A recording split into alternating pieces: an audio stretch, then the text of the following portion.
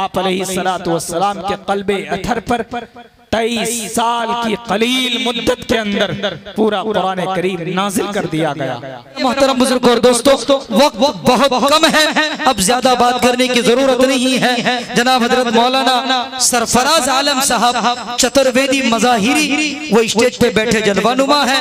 ये बड़े अदब के साथ मैं हजरत का इस्तकबाल करता हूँ इस शेर से कि आप यकताई हर एक रंग पर छाई है, सारा जलसा आपके जलवों का तमाशाई है।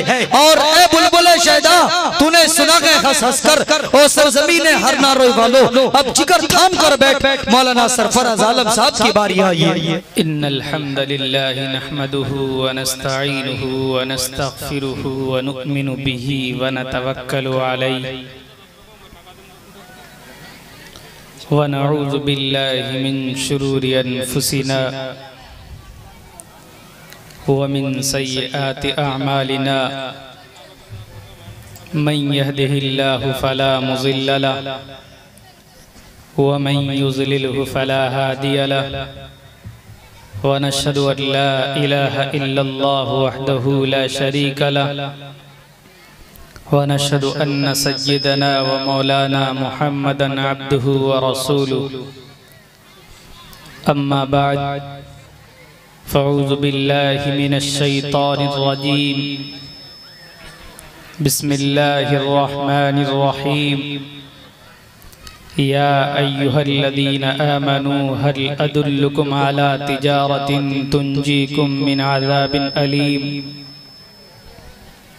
वक़ाल अल्लाहु तबारक व तआला फ़िल क़ुरानिल मजीद लक़द मन्नल्लाहु अलल मुअ्मिनीना इज़ बअस फ़ीहिम रसूलन मिन अनफुसिहिम यतलू अलैहिम आयातिही व युज़क्कीहिम व युअल्लिमुहुमुल किताब वल हिकमा व इन कानू मिन क़ब्लु लफ़ी ज़लालिम मुबीन। सदक़ल्लाहुल अज़ीम। क़ाल अन्नबिय्यु सल्लल्लाहु अलैहि वसल्लम कुन आलिमन औ मुतअल्लिमन औ मुस्तमिअन औ मुहिब्बन लहुम वला तकुनिल खामिस फतुहलिक औ कमा क़ाल अलैहिस्सलातु वस्सलाम। In the name of Allah, the most gracious, the most merciful. All praise and thanks are Allah, Lord of the Alameen, mankind, jinn and all that exist.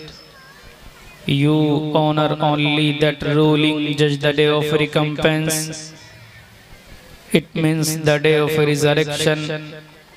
You only we worship, you only we ask for heart each everything. Guide us to the right path, to the straight way. All praise be to Allah and cherisher, the sustainer of the worlds. And may the blessings and peace be upon the master of prophet, on all of his companion. The primary aim of like that has been program recognized. There is nothing but to receive some blessing from Allah subhanahu wa ta'ala. नतस्य प्रतिमास्त यस्सनाम महद्दशाश एक एक विरदैक एवा नराशंसं वाजिनं वाजंतरी सैदीरं पोसिनं marry मैरतं न दरगादवसव। ओम पूर्णमिदः पूर्णमिदं पूर्णात् पूर्णमुदच्यते पूर्णस्य पूर्णमदायः पूर्णमेवावशिष्यते। ओम शांति। मोहतरम सामईन और हाज़रीन जलसा, और हमारे दीनी, ईमानी, समाजी, मिल्ली, सियासी भाइयों, सबसे पहले हक़ जल्ला मजदूह का शुक्र अदा करते कि उसने हम सबको यहाँ पर दीन की बात कहने और सुनने के लिए जमा किया।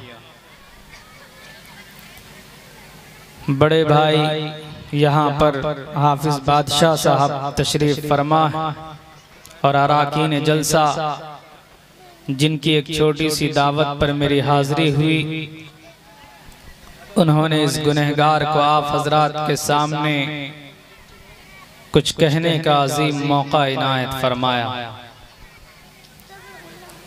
दुआ करता हूँ कि रब्बे किबरिया इस जलसे को कामयाब बनाए और हम सबके मुश्तरका मजमे को नजात का जरिया बनाए।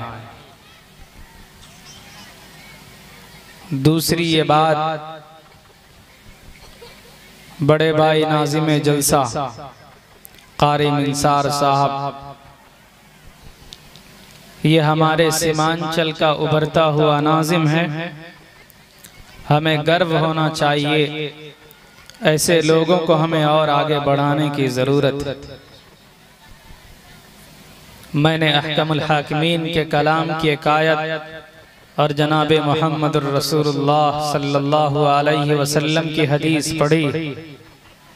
कुरान करीम नबी पाक अलैहि सलातु वस्सलाम की हदीस, इन पर अमल हो जाए तो हम सब के लिए कामयाबी। मुझसे कबल मौलाना की पुरजोश वलवला अंगेज तकरीर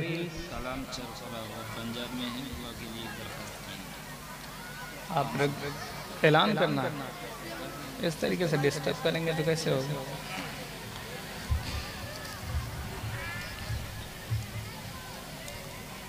मुझसे कबल हजरत मौलाना की तकरीर हुई, आप सब ने बैठकर वादा मुआहदा किया, अगर हम इस अहदो पैमान का लिहाज कर लें तो हम ये समझते हैं कि ये जलसा कामयाब, और अगर हमने इस अहदो पैमान का लिहाज व ख्याल नहीं रखा तो हम ये समझते हैं कि ये हमारे लिए बड़ी महरूमी की बात होगी। पूरे सीमांचल में तकरीबन काफ़ी जलसों में मैं गया, लेकिन आज का ये जलसा आम तौर पर जलसों में इस तरह की तरतीब और ऐसा निज़ाम देखने को नहीं मिलता।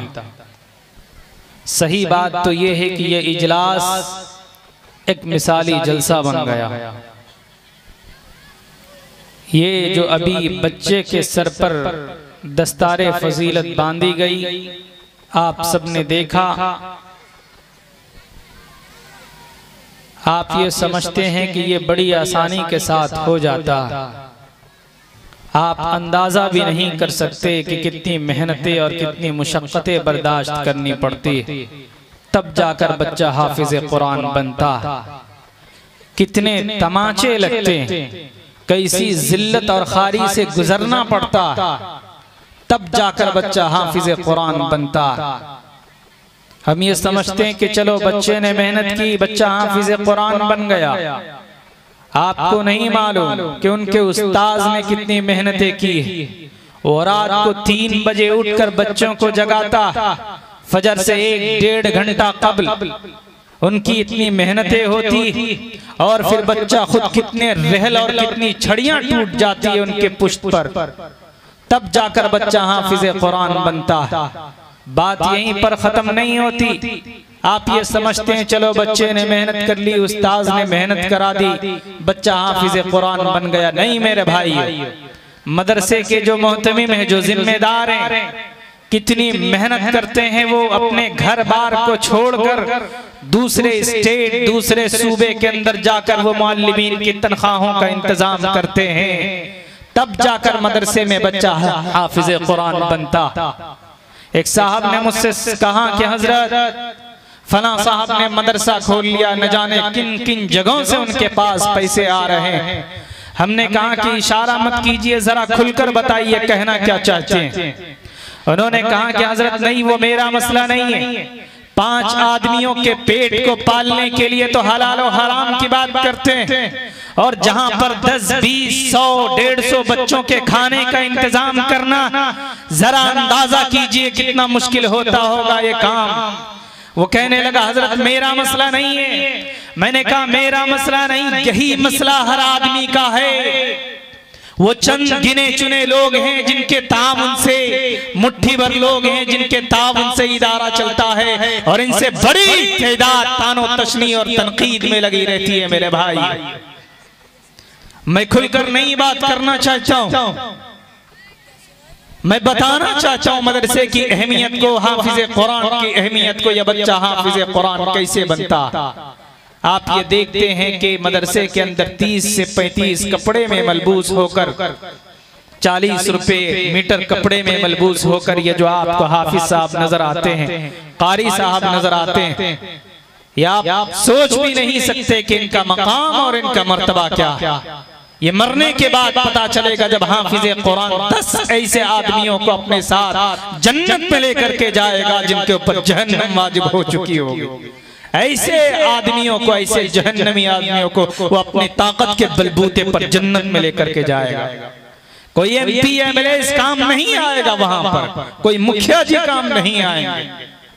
कौन काम आएगा? जो बच्चा मदरसे में पढ़कर हाफिज कुरान बनता। मैंने एक हदीस पढ़ी, नबी पाक अलैहिस्सलातु वस्सलाम ने फरमाया, कुन आलिमन औ मुतअल्लिमन औ मुस्तमिअन औ मुहिब्बन लहुम वला तकुनिल खामिस।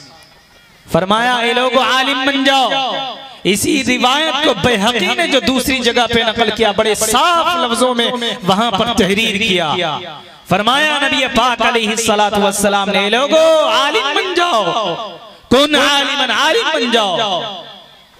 अगर आलिम नहीं बन सकते, 60 साल की उम्र हो गई, 70 साल की उम्र हो गई, आलिम नहीं बन सकते, आगे फरमाया औ मुतअल्लिमन, तालिब इल्म तो बन सकते हो, जाओ जाकर के पढ़ो मदरसा साहिब सुफ़ा के अंदर और सीखो कुरान मजीद और अल्लाह का कलाम।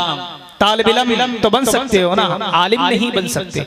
आगे फरमाया नबी पाक अलैहिस्सलातु वस्सलाम ने, औ मुस्तमियान, अगर आलिम भी नहीं बन सकते, तालिब इल्म भी नहीं बन सकते, औ मुस्तमियान, उनके मानने वाले बन जाओ, उनके सुनने वाले बन जाओ, उनको अच्छी नजर से देखो।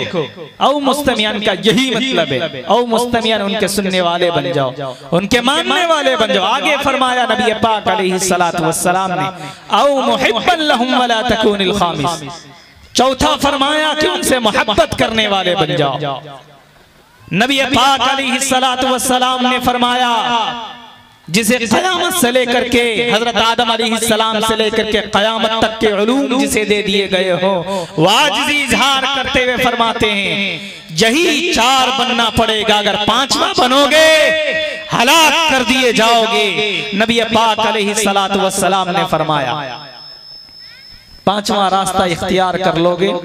ए लोगो, अपने दिल के अंदर मुहासबा करो और झांक कर देखो, क्या तुम तालिब इल्म हो, क्या तुम आलिम हो, क्या तुम हाफिज हो, क्या तुम उनके मानने वाले हो, क्या तुम उनसे मोहब्बत करने वाले हो? अगर नहीं हो तो तुम्हारा इस धरती पर कोई नामो निशान नहीं, तुम्हारा कोई वजूद नहीं। ये जबान है, जबान रिसालत में आपका इरशाद। नबी पाक अलैहिस्सलातु वस्सलाम ने फरमाया, आज अगर आज के जमाने के अंदर कोई नबी पाक अलैहिस्सलातु वस्सलाम की शान में कीचड़ उछालता, तो हमारे अंदर इतना इल्म क्यों नहीं है कि हम उनको जवाब दे सके? अगर कोई कमबख्त कहता कि नबी पाक अलैहिस्सलातु वस्सलाम की शान में गुस्ताखी करता है कि तुम्हारे नबी फलां चीज किए, तुम्हारे नबी ने तो इतने साल की उम्र में इतनी बच्ची से निकाह किया, उनके अंदर, आपके अंदर इल्म होना चाहिए, आपको जवाब देना चाहिए। यही सन 2023 दिल्ली एम्स के अंदर सन 2023 में 8 से 9 साल की बच्ची मां बनी है। इससे साफ पता चलता है कि मेडिकल भी इस बात का मुनकिर नहीं है। नबी पाक अलैहिस्सलातु वस्सलाम ने जो शादी की, वो खुद से अम्मा आयशा को लेकर के नहीं आए थे। अगर कोई सवाल करता है उसको जवाब देना चाहिए, अगर कोई सवाल करे तो जवाब अपने अंदर होना चाहिए। इतना इल्म आपके अंदर क्यों नहीं? आपको बताना पड़ेगा। नबी पाक अलैहिस्सलातु वस्सलाम हिजरत के बाद हजरत अबू बकर सिद्दीक आए और फरमाया, ये अल्लाह के रसूल, आयशा आपकी बीवी है, आप क्यों नहीं उनको अपने पास ले आते, अपने घर क्यों नहीं ले आते? नबी पाक अलैहिस्सलातु वस्सलाम ने फरमाया, अबू बकर मेरे पास मेहर के पैसे नहीं, मेरे पास मेहर के पैसे नहीं। तब हजरत अबू बकर सिद्दीक ने नबी पाक अलैहिस्सलातु वस्सलाम को इंतजाम करके कुछ दिरहम दिए। आप अलैहिस्सलातु वस्सलाम ने 2 अंसारी औरत के साथ गए, भेजा, तब अम्मा आयशा को लेकर के वापिस आए। ये नबी पाक अलैहिस्सलातु वस्सलाम की सीरत, तारीख हम नहीं पढ़ते, हमें मालूम नहीं। मेरे भाइयों, कभी कभी दर्द होता अपने ही लोगों से। इसी हिंदुस्तान की सरजमीन पर एक बड़ा बादशाह गुजरा, जलालुद्दीन अकबर, बड़ा बादशाह। उसने एक नए दीन इलाही के नाम से नाफिज करने की कोशिश की। मैं बताना चाहता हूं, आखिर के अंदर मैं इसी टॉपिक पे आऊंगा।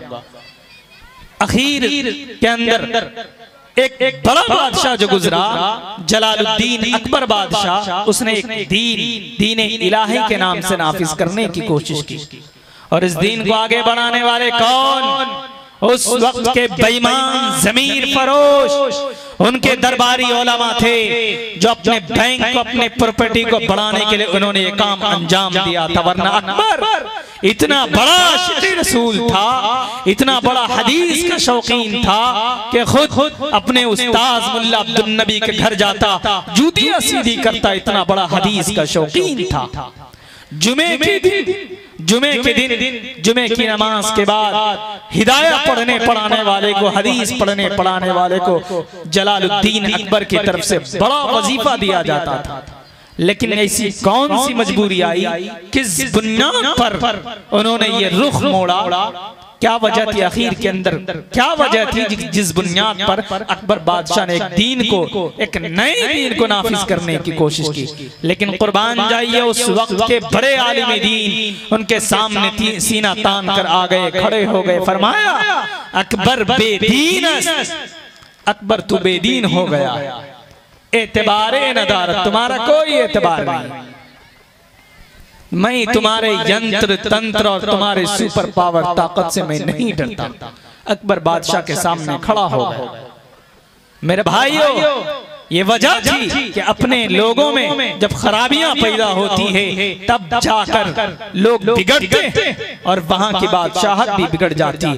कहना ये चाहता हूं, मोहम्मद रसूलुल्लाह सल्लल्लाहु अलैहि वसल्लम इस धरती पर आने का मकसद क्या था? नबी पाक अलैहिस्सलातु वस्सलाम 40 साल की उम्र हो जाती है, नबूवत दी जाती है। आप अलैहिस्सलातु वस्सलाम गारे हिरा में चले जाते हैं, अल्लाह की याद में, फिक्र में, जिक्र में लगे रहते हैं। अचानक हजरत जिब्राइल की आमद होती है। हजरत जिब्राइल ने कहा, इक़रा, पढ़ो। कुरान करीम का सबसे पहला वर्ड इक़रा। इसके माना क्या जानते हैं? इसके माना आता है पढ़ने।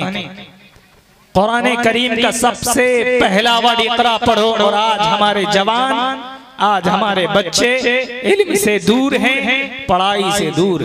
कुरान करीम का जो सबसे पहला वर्ड आता है इक़रा, पढ़ो, उसके अंदर पढ़ने की तालीम दी गई। लेकिन आज हमारे बच्चे 10 साल, 12 साल, 14 साल के बच्चे होते फौरन दिल्ली, पंजाब, मुंबई, महाराष्ट्र का रुख इख्तियार करते हैं। ऐसा नहीं होना चाहिए। जब आपके अंदर इल्म नहीं होगा, आपके अंदर दीन नहीं होगी, तो आपके हक हुकूक मारे जाएंगे।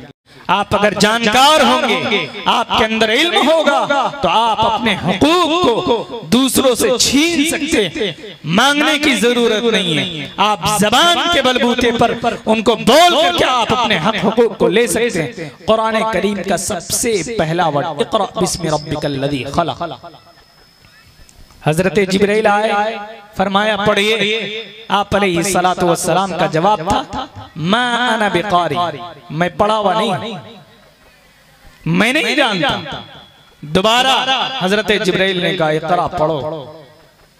तीसरी मर्तबा का इक़रा, पढ़ो।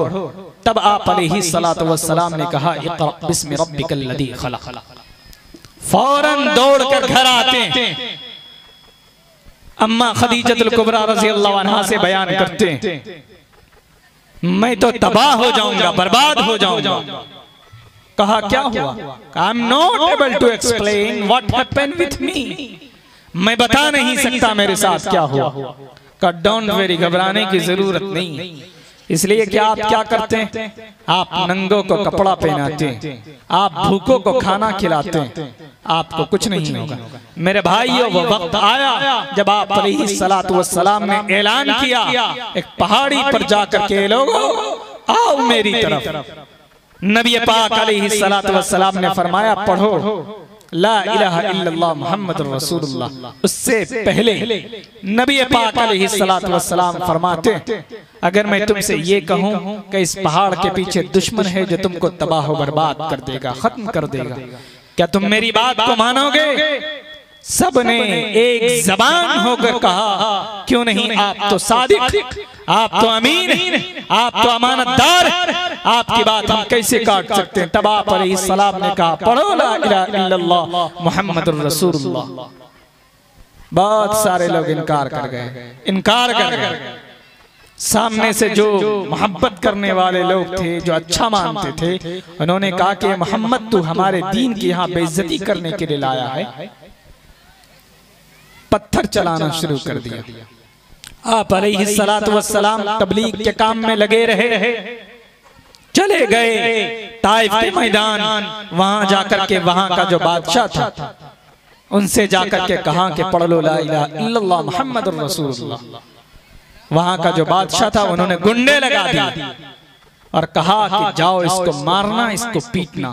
आप अलैहिस्सलातु वस्सलाम जब वहां से वापस हुए तो कुछ गुंडे लग गए आप अलैहिस्सलातु वस्सलाम के पीछे, पत्थर मारना शुरू किया, खून से लहूलुहान कर दिया।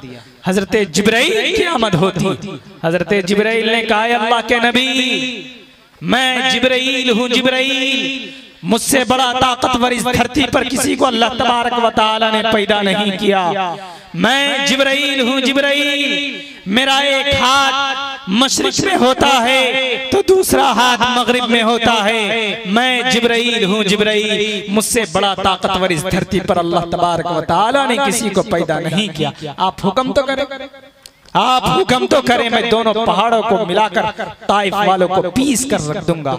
लेकिन नबी पाक अलैहिस्सलातु वस्सलाम ने क्या कहा, ए जिब्राइल तू भूल गया। अल्लाह तबारक व तआला ने कुरान करीम में कहा, अना रब्बुल आलमीन, कि मैं इस धरती का रब हूँ। लेकिन मोहम्मद, मैं तुझे इस धरती के लिए रहमतुल लिल आलमीन बनाकर भेज रहा हूँ। इसी को रब ने कुरान करीम के अंदर कहा, वमा अरसलनाका इल्ला रहमतुल लिल आलमीन, कि मोहम्मद मैं तुझे इस धरती के लिए रहमतुल लिल आलमीन बना करके भेज रहा। आप अलैहिस्सलातु वस्सलाम के क़ल्बे अथर पर 23 साल की कलील मुद्दत के अंदर पूरा कुरान करीम नाजिल कर दिया गया। आप अलैहिस्सलातु वस्सलाम दुनिया में आए, तबलीग का काम करना शुरू किया। बड़ी परेशानियां हुई, मुशक्कतें हुई, लेकिन मेरे भाइयों, कहना यह चाहता हूँ, जरूरत इस बात की है कि हम मुसलमान कुरान करीम की तालीमात को जितना हो सके हम खुद भी अमल करें और दूसरों को भी बताएं कि इस्लाम कहते किसको है, कुरान का मिशन क्या है। आज जिन फिरक़े ज़ाल्ला या जिन तंजीम को हम मुसलमान बुरा भला कहते हैं, शायद आप मुसलमानों नहीं जानते वो जमीनी सतह पर कितने मजबूत, वो अपने झूठे खुदा के कितने बड़े दिलदादा, कितने बड़े दीवाने, जिनका कोई वजूद नहीं इस धरती पर और इस धरती से उठकर 7वें आसमान पर नहीं। आपका तो मुसलमानों फिर भी कलमा है, आपका तो नबी वो है जिनका जिक्र दुनिया के तमाम धर्मशास्त्रों के अंदर मौजूद। हमें तो गर्व होना चाहिए अपने आप के मुसलमान होने पर। We must to be proud to be a Muslim because we are a Muslim. हमें तो गर्व होना चाहिए अपने आप के मुसलमान होने पर। मेरे भाइयों, सीरत की जब बात आती है, नबी पाक अलैहिस्सलातु वस्सलाम की जब बात आती है, नबी से मोहब्बत करने वाले की जब बात आती है, तो वहां पर हजरत अबू बकर सिद्दीक का नाम जरूर आता, वहां पर हजरत उमर फारूक रज़ियल्लाहु अन्हु का नाम जरूर आता। आज तो हम नबी से मोहब्बत करने के दावे बड़े लंबे करते हैं, लेकिन जब झांक कर देखा जाए, अंदर झांक कर देखा जाए, तो ना नबी की मोहब्बत है, न नबी की बातों पर कोई अमल है।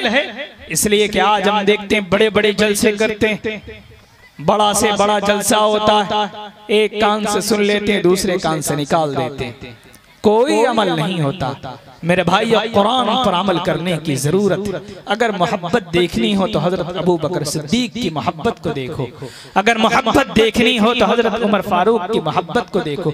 आज हम नबी के नाम पर खड़े हो जाते, नारे तकबीर के नारे लगाते, अल्लाहू अकबर के नारे लगाते, लेकिन मेरे भाइयों, जब नबी के नाम पर कुछ कहने को कहा जाता, कुछ देने की बात आती, माल की बात आती है, जान की बात आती है, तो हम पीछे हट जाते। क्यों? सिर्फ दिखावे की मोहब्बत। आप सुन सको तो हजरत अबू बकर सिद्दीक, हजरत उमर फारूक आप अलैहिस्सलातु वस्सलाम ऐलान करते कि जिसके पास जो है ले आओ, जिसके पास जो है ले आओ। उमर भी दौड़े और हजरत अबू बकर सिद्दीक भी गए, दोनों चले गए। हजरत अबू बकर सिद्दीक के घर में जितना कुछ था सब नबी की बारगाह में। हजरत उमर फारूक गए, आधी दौलत नबी की बारगाह में, आधी दौलत, दोनों आ गए। सवाल क्या होना चाहिए था? अबू बकर तुम कितना लाए, उमर तुम कितना लाए? लेकिन नहीं मेरे भाई, वहां पर सवाल बदल दिया गया। अल्लाह तबारक व तआला ने कहा कि सवाल यूं नहीं, बल्कि सवाल यूं करो कि उमर तुमने क्या छोड़ा, अबू बकर तुमने क्या छोड़ा। हजरत उमर फारूक रज़ी अल्लाह अन्हु कहते यहाँ भी अबू बकर बाजी मार ले गया। मेरे भाइयों, मोहब्बत की बात आती है, जब जान की बात आती है, तो वहां पर सहाबिया का भी नाम आता। एक सहाबिया जंग के मौके पर नबी पाक अलैहिस्सलातु वस्सलाम ऐलान करते कि जिसके पास जो है ले आओ। सहाबिया उठती, उसके पास कुछ नहीं था। मेरे भाइयों, गौर से सुनने की जरूरत और दिल में मोहब्बत पैदा करने की जरूरत, इस्लाम से जुड़ने की जरूरत, अपने शरीयत को मजबूत करने की जरूरत, कुरान से जुड़ने की जरूरत। सहाबिया उठती है, कहती है अल्लाह के नबी, मेरे पास कुछ नहीं है, लेकिन मेरे पास ये दूध पीता बच्चा, इसको आप कबूल कर लीजिए। अल्लाह के नबी ने कहा कि मेरी बेटी, नूरे नजर लखते जिगर, जंग में तो जवान काम आते, वहां तो नेजा चलाना पड़ता, तीर चलानी पड़ती है, ये तेरा दूध पीता बच्चा किस काम आएगा? सहाबिया का जवाब सुनो। सहाबिया फरमाती है अल्लाह के नबी, मैं जानती हूँ कि जंग में जवान काम आते हैं, नेजा चलाना पड़ता, तलवार चलानी पड़ती है, लेकिन अल्लाह के नबी जब आप जंग पे जाएं तो मेरे दूध पीते बच्चे को लेकर के जाएं और ढाल बनाने का काम करें। जब आपके सामने से दुश्मन की तरफ से आने वाला तीर जब आपके सामने की जानिब आए, मेरे बच्चे को सामने की जानिब कर दें। अगर बाएं जानिब से आए, मेरे बच्चे को बाएं जानिब कर दें। अगर दाहिने जानिब से आए, मेरे बच्चे को दाएं जानिब कर दें, ताकि दुश्मन की तरफ से आने वाला हर तीर मेरे बच्चे के जिस्म में पैवस्त हो जाए और आपका जिस्म अथर बच जाए। यह है मोहब्बत।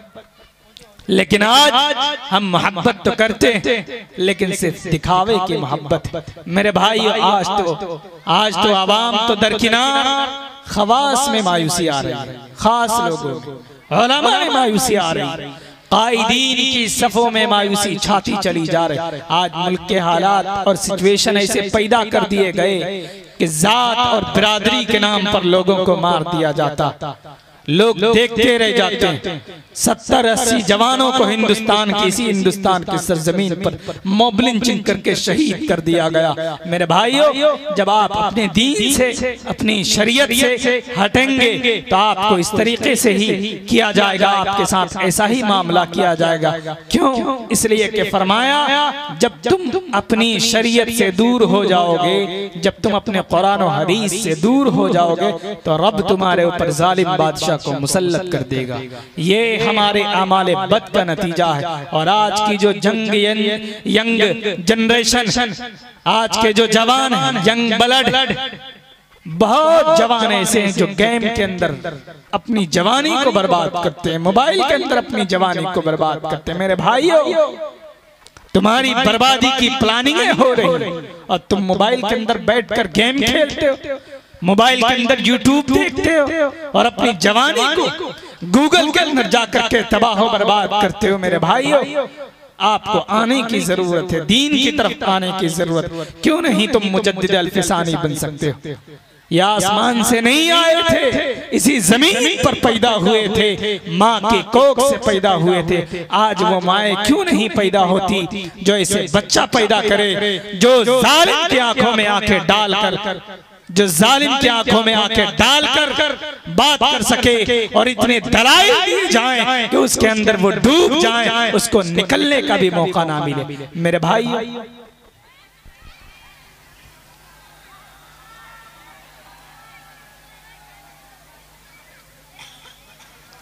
मेरे भाइयों, जरूरत इस बात की है कि कुरान करीम नबी पाक अलैहिस्सलातु वस्सलाम की हदीस से जुड़ने की जरूरत।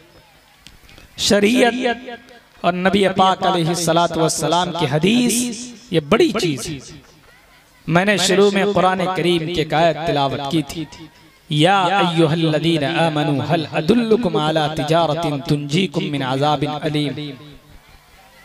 इस आयत के तहत कुछ बातें करनी है और इंशाअल्लाह फिर मैं अपनी जगह लूंगा। या अय्युहल्लज़ीना आमनू हल अदुल्लुकुम अला तिजारतिन तुंजीकुम मिन अज़ाबिन अलीम। आज मुसलमान जहां बसता, जहां रहता, जलील व खार किया जाता। आज कायनात के कोने कोने में, आज मुल्क के कोने कोने में मुसलमान सिसक रहा है। आज कायनात के ऊपर और जमीन के ऊपर, आसमान के नीचे कोई घर जलता हुआ दिखाई देता है। तहकीक करो तो पता चलता है ये मुस्लिम कौम का घर है। अगर किसी इबादत खाने को मिज़मार किया जाता, मिटाया जाता, तहकीक करो तो पता चलता है ये मुस्लिम कौम के इबादत खाने। आज अगर किसी बच्चे के सर से दुपट्टा खींचा जाता, तहकीक करो तो पता चलता ये मुस्लिम कौम की बच्ची है। इसलिए मुसलमानों, माइक पर रब्बे काबा की कसम खा करके ऐलान कर देना चाहता हूँ। आए दिन हम अखबार में पढ़ते, आए दिन हम टीवी चैनलों पर देखते, देखकर अंदर अजीब सा महसूस होता। इसलिए मुसलमानों, दो टोक लफ्जों में कहना चाहता हूँ, मुझे जिंदगी अजीज नहीं है, मुझे मुस्लिम कौम की इज्जत अजीज है। मुझे जिंदगी अजीज नहीं है, मुझे तो रब की मसाजिदें अजीज है। मुझे जिंदगी अजीज नहीं है, मुझे तो रब का कुरान अजीज है। मुझे जिंदगी अजीज नहीं है, मुझे तो नबी का घर अजीज है। इसलिए मुसलमानों, ये सारे हालात हैं, इन हालात को ज़हन में रखिए और फिर मुझसे पूछिए इन हालात में मुस्लिम कौम क्या करे, इन हालात में नबी का चाहने वाला क्या करे, इन हालात में कुरान की बात पर लब्बैक कहने वाला क्या करे। जब कायनात का जालिम एक तरफ हो जाए, इन हालात में मुसलमान कौम क्या करे। रब्बे दो जहां ऐलान करता है, व तो इज़्ज़ु मन तशा व तो ज़िल्लु मन तशा बियदिकल खैर इन्नका अला कुल्लि शैइन कदीर। इज्जत हमारे कब्ज़े कुदरत में है और जिल्लत की तखलीक हम ही करते हैं। हम जब चाहते हैं नमरूद को जलील करते हैं, और हम जब चाहते हैं बिलाल को इज्जत से हम किनार करते हैं। वही इज्जत और जिल्लत की तखलीक करने वाला रब्बे दो जहां ऐलान करता है। ओ कायनात के मुसलमानों सुनो, अगर तुम इज्जत चाहते हो, अगर तुम जिल्लत होने से बचना चाहते हो, अगर तुम कामयाब होना चाहते हो, अगर तुम चाहते हो तुम्हारी दुनिया संवर जाए, और तुम चाहते हो तुम्हारी आखिरत संवर जाए, और तुम चाहते हो तुम्हारे कब्र का मसला हल हो जाए, और तुम चाहते हो तुम्हारा नामे अमाल तुम्हारे दाहिने हाथ में दे दिया जाए, और तुम्हें जहन्नम से निकाल करके जन्नत में दाखिल कर दिया जाए, तो मैं नहीं कहता, अहकमुल हाकिमीन कहता है, मैं नहीं कहता, रब्बे दो जहां कहता है, मैं नहीं कहता, वही रब कहता है जिसने जमीन और आसमान को पैदा किया, जिसने तमाम कायनात को पैदा किया, जिसने जमीन के जर्रात को पैदा किया, जिसने दुनिया में बसने वाले हर एक इंसान को पैदा किया। वो रब कहता है जिसके कब्ज़े कुदरत में हर चीज है, उसके कब्ज़े कुदरत से कोई चीज बाहर नहीं है। वो रब कहता है। मुसलमानों सुनो, वो कानून क्या है, वो दस्तूर क्या है, वो निजाम क्या है। रब्बे दो जहां ऐलान करता है, या अय्युहल्लज़ीना आमनू हल अदुल्लुकुम अला तिजारतिन तुंजीकुम मिन अज़ाबिन अलीम। ए लोगों, हम तुम्हें एक तिजारत देते हैं, एक ऐसी तिजारत बताएंगे जो तिजारत तुम्हारी दुनिया भी बनाएगी, तुम्हारी आखिरत भी बनाएगी, और तुम दुनिया में कामयाब हो जाओगे और आखिरत में भी कामयाब हो जाओगे। रब का ऐलान देखो, या अय्युहल्लज़ीना आमनू हल अदुल्लुकुम अला तिजारतिन तुंजीकुम मिन अज़ाबिन अलीम। वो कानून क्या है, वो दस्तूर क्या है, वो तिजारत क्या है। रब फरमाता है वो तिजारत ये है कि लोग दुनिया के अंदर तिजारत करते हैं, मुनाफा होता है, लोग अपने परिवार से मोहब्बत करते हैं, बिल्डिंग से मोहब्बत करते हैं, पैसों से मोहब्बत करते हैं। रब फरमाता इन सारी चीजों की मोहब्बत एक तरफ और नबी पाक अलैहिस्सलातु वस्सलाम की मोहब्बत एक तरफ। अगर तुम्हारी मोहब्बत नबी पाक अलैहिस्सलातु वस्सलाम से ज्यादा हो गई और इन सारी चीजों से मोहब्बत कम हो गई तो तुम्हारे लिए दुनिया भी कामयाब और आखिरत भी कामयाब। मेरे भाइयों, जरूरत इस बात की है, मायूस होने की जरूरत नहीं है, इसलिए कि लोग मायूस होते जा रहे हैं। अवाम तो दरकिनार खवास में मायूसी आ रही है, उलमा की सफ़ों में मायूसी आ रही है। याद कीजिए, तारीख मालूम ना हो, अमीर शरीयत राबे और अमीर शरीयत साबे, ये वो चटाई जहां से जरूरत की, अजीमत की, हौसलों की ललकार की आवाज इस मुल्क को दिया गया। तारीख मालूम ना हो, याद कीजिए नजबंदी का जमाना, जबानों पर ताले, अगर बोलता है तो खानकाह का सज्जादा नशी मौलाना मिन्नतुल्लाह रहमानी आवाज लगाता है। और बिहार ही नहीं, मुल्क हिंदुस्तान भर में और दिल्ली के अंदर ऐसा सहम जाता है, दिल्ली पूरा दिल्ली के इंदिरा गांधी जैसी हुकूमत हरकत में आ जाती है, परेशान हो जाती है, मुल्क का नक्शा बदलता है और नजबंदी के खिलाफ कानून तो पास करना चाहे लेकिन नहीं होता। याद कीजिए 3 फरवरी 2002 को नामूसे मदारिस इस्लामिया कन्वेंशन जामिया रहमानी में बुलाकर मुल्क के बड़े बड़े कायदी उलमा सुलहा को बुलाकर, समाज के बासर तबके को बुलाकर, सियासी लीडरान को जमा करके वाजपेयी जी को यह पैगाम दे दिया था कि वाजपेयी जी बहकर न बोला कीजिए कि दहशतगर्दी मदरसे में एक मदरसे का निशान आप बता सकते, वो नहीं बता सके। अटल बिहारी वाजपेयी जी ने अपने बयान को बदला और द हिंदू टाइम में वो बयान शाये हुआ। दुनिया ने देखा उस दुर्वेश आलिम रब्बानी, उस मुखलिस कायदे दौरा की एक आवाज पर मुल्क का नक्शा बदला है। लोगों यकीन जानिए चले गए अमीर शरीयत राबे और साबे, सबको जाना है कायनात का निजाम नहीं टिकने वाला, ये चलता रहेगा। जरूरत इस बात की है कि हम मुसलमानों को शरीयत से जुड़ने की जरूरत है, नबी पाक अलैहिस्सलातु वस्सलाम की बातों पर अमल करने की जरूरत है और मदारिस को मजबूत करने की जरूरत है। अगर मदारिस न होंगे,